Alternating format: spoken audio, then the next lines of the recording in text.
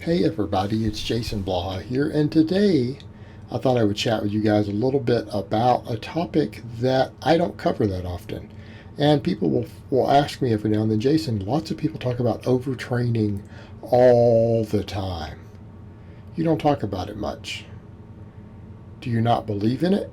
Well, the thing is, no, I believe in it. It's a medically diagnosable condition. In other words, overtraining syndrome is what you're talking about. And overtraining can be diagnosed by a sports physician. And the symptoms of it are pretty classic. Usually something like a 25%, at least a 25% loss in strength. People would say, well, what do you mean? If you deadlift 500 pounds and your max deadlift drops below 400, like, right, you put 385 on the bar and you can't even break it off the ground.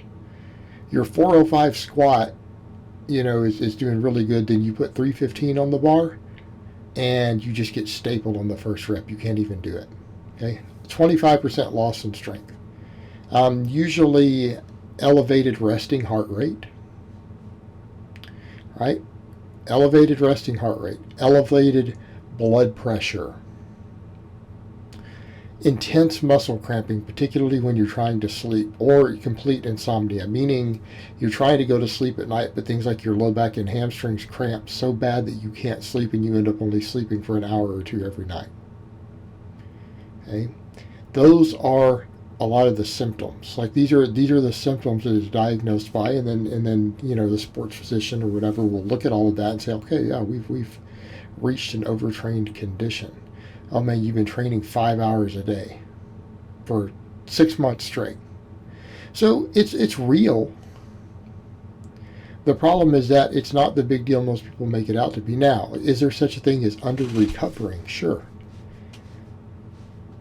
But you have to be under recovered for a prolonged period of time before overtraining occurs. And when it occurs, it's serious. Like, overtraining can be rough.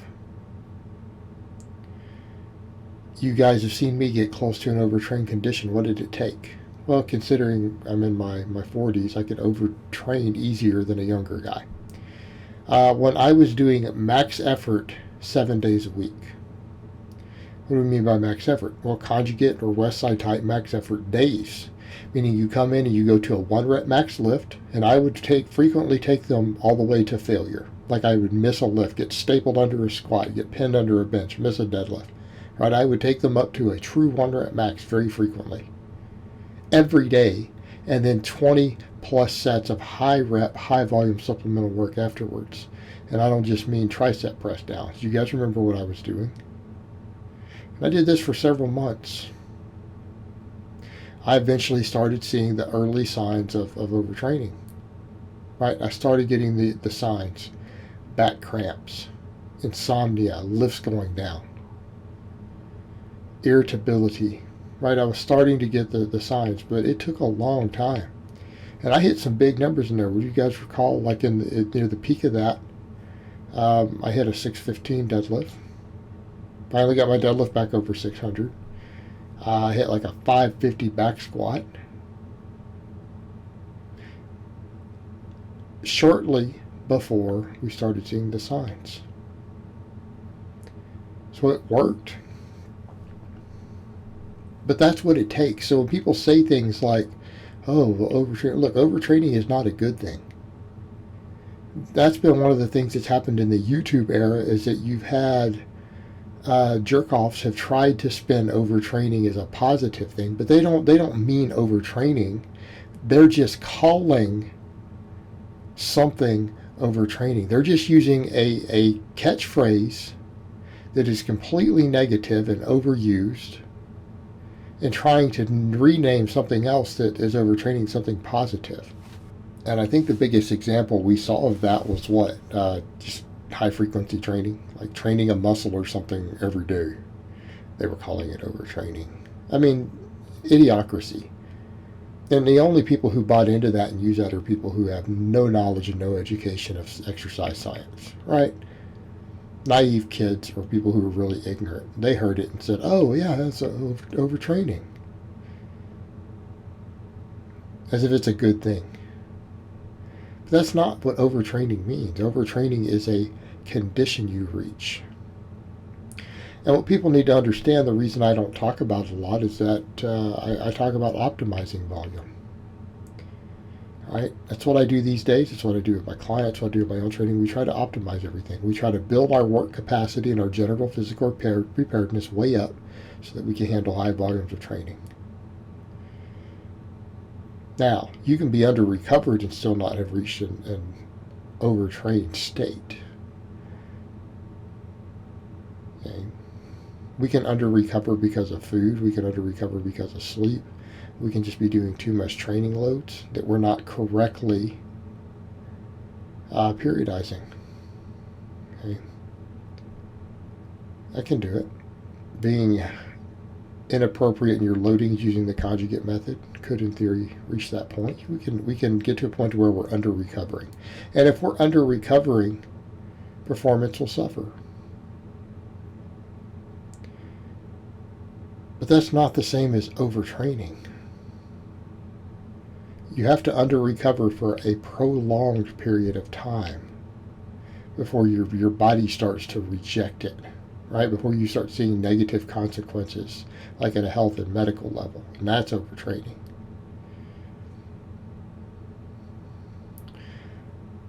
But if we optimize everything, we're quite good. And here's the other thing, I guess, that the complaint would be is we get into the point of junk volume.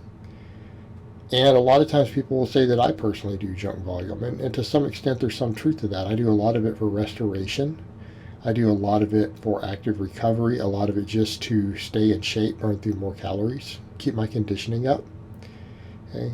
So I do pretty high volumes of training even day to day, but I do promote and I utilize large amounts of restoration and GPP work in between these sessions. Okay? But that's to increase work capacity.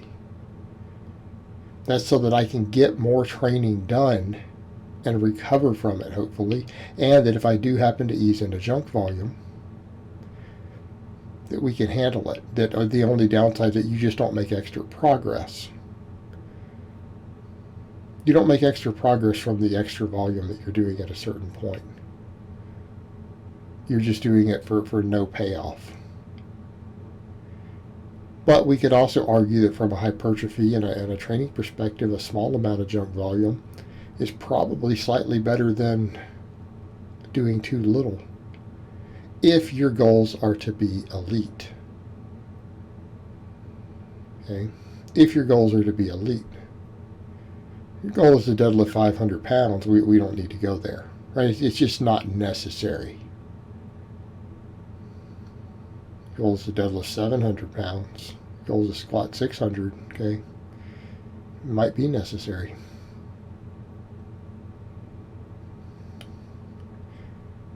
So we need to optimize our volume the best that we can. We need to build our work capacity. We need to be in shape. Right? And in shape, we're not talking about physique competitor in shape. This is not a bodybuilder channel. We're talking about athlete in shape. Good conditioning, good recovery. Able to handle high workloads. Having good cardiovascular conditioning. Hey, and we have to do higher volumes of training and workload to achieve this. And we have to be mindful of our limits. Because at a certain point, our progress can suffer directly as a result from training volume going higher than we can recover from. We'll still make progress. And that's the difference between junk volume or potentially overreaching versus overtraining. When you reach an overtrained state, you lose progress. Usually you lose muscle mass. Okay, you have problems. You could be set back quite a bit by it. But it's not something the average lifter needs to worry about. It's stuff that the serious athletes need to worry about. And again, look at what I had to do to reach that state. Okay? It took a lot. And I didn't reach fully overtrained state. I was teetering on the edge of it. Most people are never going to do what I did. The average lifter will probably never do more than about 50% of the weekly workloads for any prolonged period of time that would actually reach that condition. Okay. Doesn't mean we shouldn't care about recovery, because again, better recovery allows us to train more. And if we can train more and recover from it, we get more gains. But it's not the same thing. Alright guys, well that's really all I have to say on that today. I hope it's been informative, and I will talk to you guys next time.